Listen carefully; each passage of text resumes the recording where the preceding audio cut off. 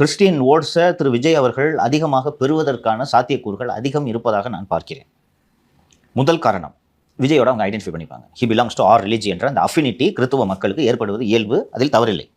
BJP வெளிப்பட தானே சொல்லுது, இது இந்துக்களே ஒன்றுபடுங்கன்னு சொல்லுது இல்லை. ஆனால் விஜய் அதை கூட சொல்லலை. விஜய் அவர் சொல்ல மாட்டார், ஹீஸ் பியாண்ட் ரிலிஜியன். நான் உறுதியாக நம்புறேன், அது கடந்த ஸ்டார் அப்படின்ட்டு நான் நம்புறேன். பட் கிறிஸ்துவ சமூக மக்கள் அவரோட ஐடென்டிஃபை பண்ணிக்கிறதுன்றது வந்து இயல்பு, புரிந்து கொள்ளக்கூடியது என்று நான் சொல்கிறேன்.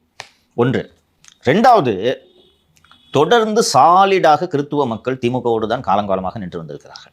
உங்களுக்கு இதை செஞ்சு தரேன், அதை செஞ்சு தரேன்னு சொல்லிட்டு ஏராளமான வாக்குறுதிகளை திராவிட முன்னேற்ற கழகம் தேர்தல் 21 தேர்தலுக்கு முன்பு அறிவித்திருந்தது.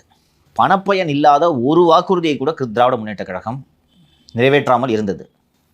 கிறித்துவ நல்லெண்ணெய் இயக்கத்தின் சார்பில் திராவிட முன்னேற்ற கழகத்தின் சின்னத்தில் போட்டியிட்ட திருச்சி கிழக்கு தொகுதியின் எம்எல்ஏ திரு இனிகோ இருதயராஜ் அவர்கள் வெளிப்படையாகவே திமுக கிறித்துவ மக்களுக்கு எதுவும் செய்யல என்ற தனது அதிருப்தியை வெளிப்படுத்திட்டார்.